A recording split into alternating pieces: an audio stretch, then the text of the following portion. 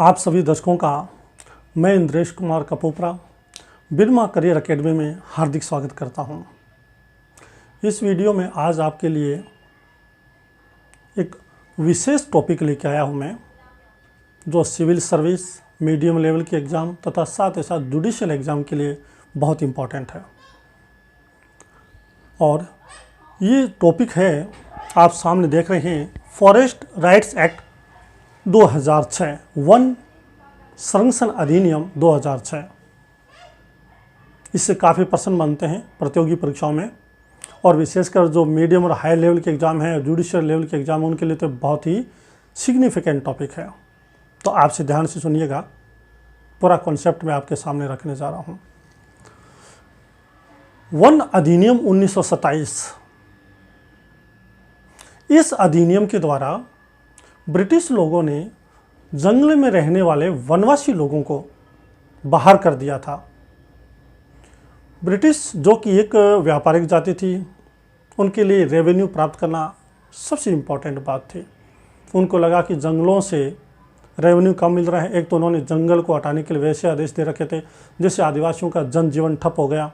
उनका जो घर था, वो जंगल था, वो उनसे छिन गया।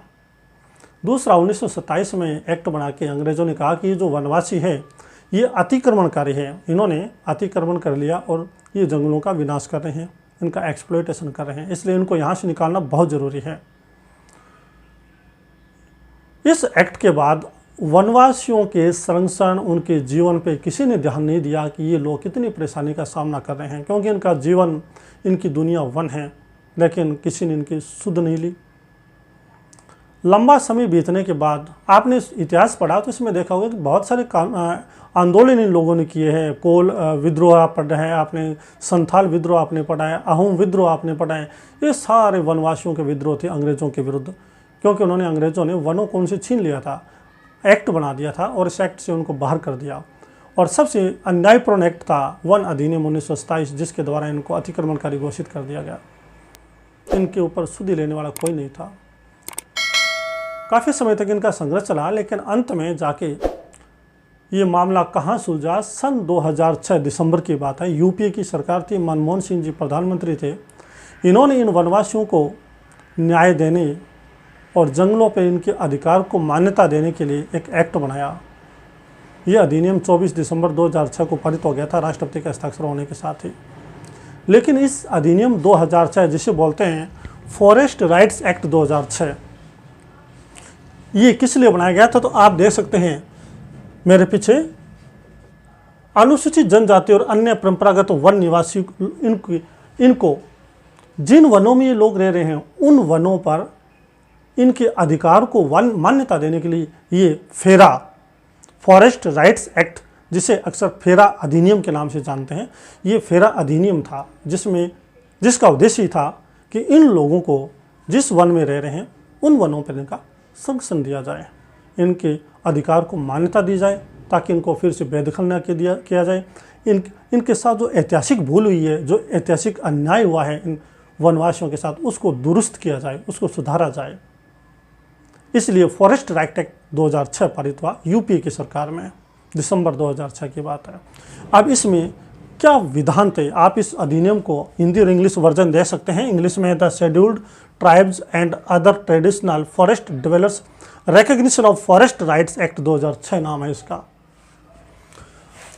इस अधिनियम में एक डेट फाइनल की गई थी, एक सन फाइनल किया गया था, और उसी के आधार पर संपूर्ण विधान तैयार किया गया था।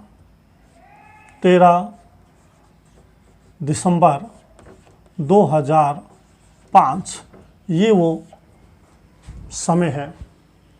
13 दिसंबर 2005 से पहले जो लोग जंगलों में रह रहे हैं, जो वनवासी जंगलों में रह रहे हैं, उन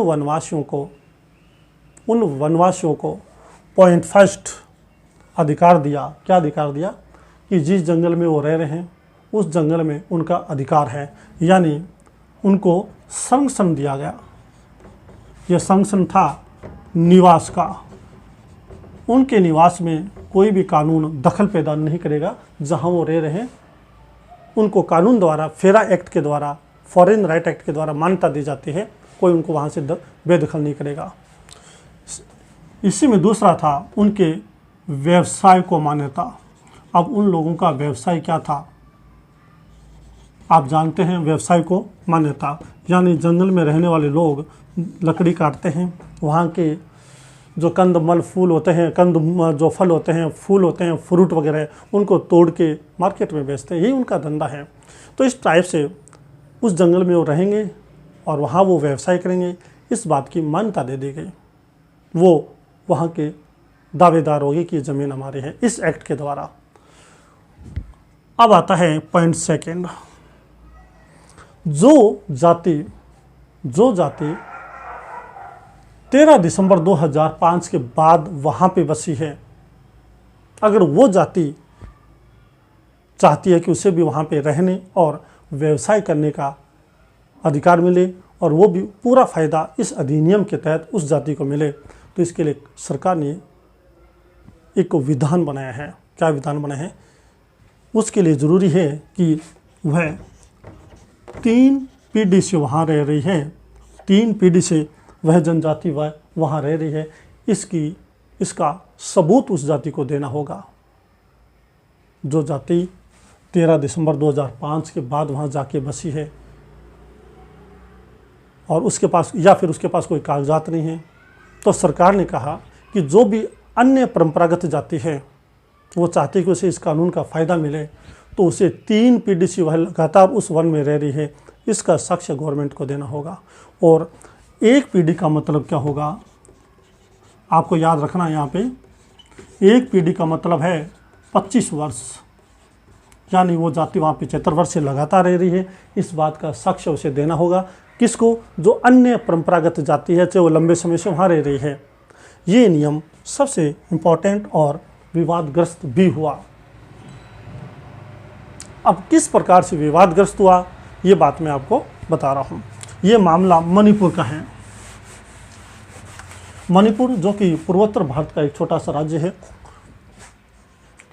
उनको आपको पता होगा कि विशेष दर्जा मिला हुआ है कई राज्यों को उस साइड में। तो वो एक धारा है 371 जी, अनुच्छेद है ये, अनुच्छेद 371 जी। 371 जी के तहत मणिपुर को भारतीय संसद ने एक विशेष राज्य का दर्जा दिया। अब ये इसमें क्या उसको अधिकार मिला हुआ है वो अब आप सुन लें।